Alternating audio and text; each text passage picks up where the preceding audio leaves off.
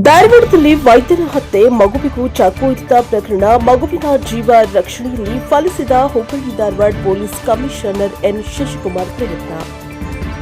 ಕಳೆದ ದಿನ ಧಾರವಾಡದ ಬಾರಾಕುಟ್ರಿ ರ್ಯಾಂಕ್ ಸ್ಟೆಲ್ಲೋ ಅಪಾರ್ಟ್ಮೆಂಟ್ನಲ್ಲಿ ನಡೆದಿದ್ದ ವೈದ್ಯ ಡಾಕ್ಟರ್ ಕಿರಣ್ ಹತ್ಯೆ ಹಾಗೂ ಮಗುವಿಗೆ ಚಾಕು ಇರಿತ ಪ್ರಕರಣದಲ್ಲಿ ಮಗುವಿನ ಜೀವ ರಕ್ಷಣೆಯಲ್ಲಿ Hubballi Dharwad police commissioner N Shashikumar ಪ್ರಯತ್ನ ಫಲಿಸಿದೆ. ಖಾಸಗಿ ಆಸ್ಪತ್ರೆಯ ಅರವಳಿಕೆ ತಜ್ಞ ಡಾಕ್ಟರ್ ಕಿರಣ್ ಅವರನ್ನ ಅಪಾರ್ಟ್ಮೆಂಟ್ ರೂಮ್ನಲ್ಲಿ ಬರ್ಬರವಾಗಿ ಹತ್ಯೆ ಮಾಡಲಾಗಿತ್ತು. ಜೊತೆಗೆ ಡಾಕ್ಟರ್ ಕಿರಣ್ ಪುತ್ರ ನೇಹಿತ್ ಮೇಲೆಯೂ ಚಾಕುವಿನಿಂದ ದಾಳಿ ಮಾಡಲಾಗಿದ್ದು, ಅಕ್ಕಪಕ್ಕದವರು ಸೇರಿ ಕುಟುಂಬಸ್ಥರು ಬಾಗಿಲು ತೆರೆದ ಸಂದರ್ಭದಲ್ಲಿ ಡಾಕ್ಟರ್ ಕಿರಣ್ ಹತ್ಯೆ ಬೆಳಕಿಗೆ ಬಂದಿತ್ತು. ಇನ್ನೊಂದು ರೂಮ್ನಲ್ಲಿ 8 ವರ್ಷ ಮಗು ನೇಹಿತ್ ಜೀವನ್ ಮರಣ ಹೋರಾಟ ನಡೆಸ್ತಾ ಇದ್ದ.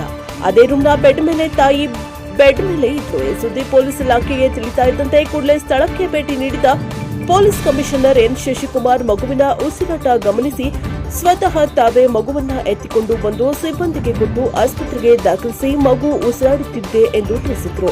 ಈ ಪ್ರಯತ್ನ ಈಗ ಫಲ ಸಿಕ್ಕಿದೆ.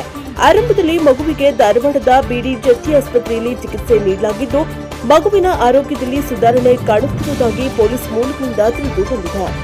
ಸದ್ಯ ಈಗ ಮಗುವಿಗೆ ಹೆಚ್ಚಿನ ಚಿಕಿತ್ಸೆಗಾಗಿ ಎಸ್ಡಿಎಂಸಿ ಆಸ್ಪತ್ರೆಗೆ ದಾಖಲಿಸಿ ಚಿಕಿತ್ಸೆಯನ್ನ ನೀಡಲಾಗುತ್ತಿದೆ.